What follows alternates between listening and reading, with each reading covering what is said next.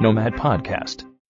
So, Reyna, hello Hello, once hello, again. once again. Um, my first question for you today is, how did you get into Bitcoin? I got into Bitcoin thanks to my brother. He is a little bit more techie than me, so he introduced me. It was late 2020.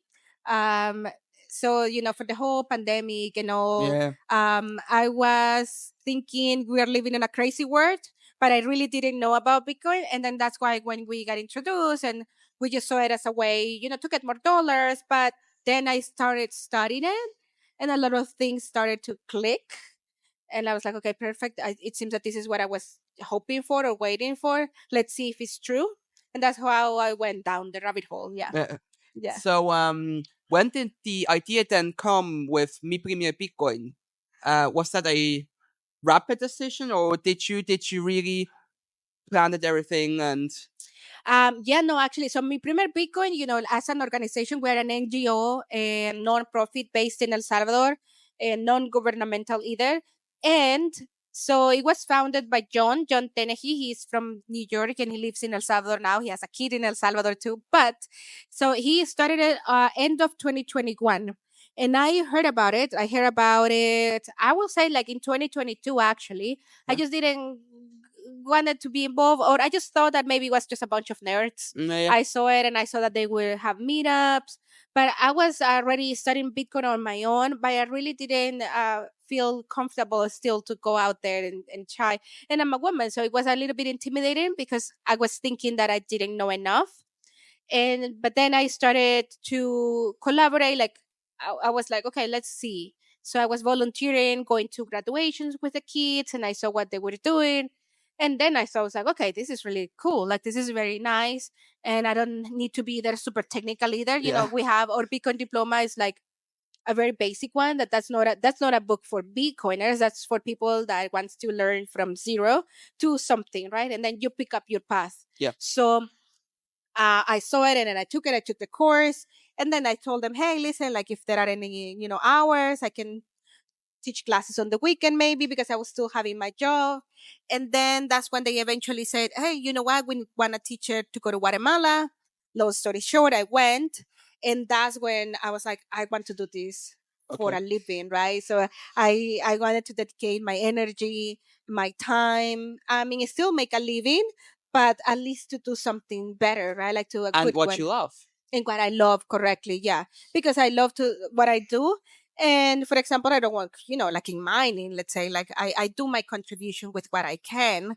And I like Bitcoin education because for me it's the foundation for everything. So it's really cool. We hang out here, with all in the conference, but then we go back and we want people to adopt it. So we need educators from whatever frontier, right? Like you with your videos, with your channels, other ladies with short videos, content creators. We need more educators in whichever form. Yeah. Okay. That's cool. What are your goals then for next year? 2020, 2025. Yeah, 2025. 2025, I, it's I stopped counting crazy. years. So 2025. What are your goals for next year? So, let's say my personal goals, I will say, is that I want to start creating more of, that. I mean, I wouldn't say a book, but a little bit of that document the part that I felt like it's been helpful for me, the one didn't, with the connections. This is a very good time to be at. It's a very nice time where we at, where we can hang out, still a Beacon conference with other people, but we're still so early. So then eventually more people is Yeah. gonna come and while coming to conference and talking to one-on-one people or in groups or in panels, and then eventually people approaching you to ask you what you do and how they can help. I think I'm even learning about networking. So, just Yeah. to see what how it works with good network in a good sense, right? Like not to see it everything as a business. So I will say that I would like to start putting, like the energy and the mind to be a little bit more prepared and then also document what works, what it doesn't. And then with the network, with Mi Primer Bitcoin, we definitely want to, like expand the network. At the moment, we are about 25 communities around the world that are teaching the Bitcoin diploma. And so we are trying to develop more educational resources. Like we had the Bitcoin diploma, right? Okay, great. Let's create a lesson plan guide. So we did, right? Like, okay, let's create what's the best approach for the online environment and not in person. Okay, great. So, just to see Mm, and always be in the lookup of what else needs to be done. Like I think it's a good reminder of not taking everything for granted or yeah, yeah. settle like it's done.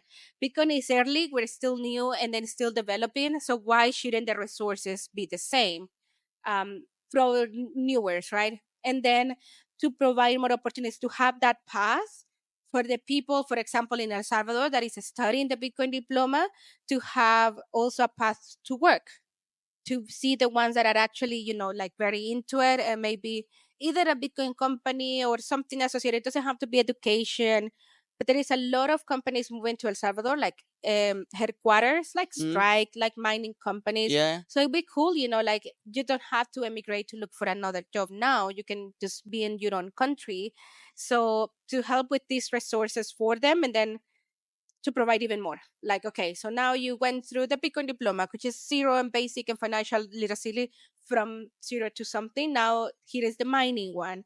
And okay, here is the business one and everything that can help others. Or here's the book where you have more information about the Bitcoin standard, or for example. Exactly. Yeah, that's right. Okay. Exactly. So someone can go very technical or someone can go, more the humanitarian part. So then Yeah. they help with developing, I don't know, like either lightning infrastructure or even, those Yeah. countries in Africa that also, I don't know how they send Bitcoin without internet, but it's possible. So all of that, learn from everybody and try to put it together. We're also always open source. So for me, open source is also the way. So just always there to available to whoever wants to replicate it or even make it better. Or include everyone, because we should never not include everyone. We should always Exactly. include every person, every race, every whatever. I mean, we could even include animals. I mean, Yeah. so yeah. Who knows, right? But yeah, who knows? Maybe.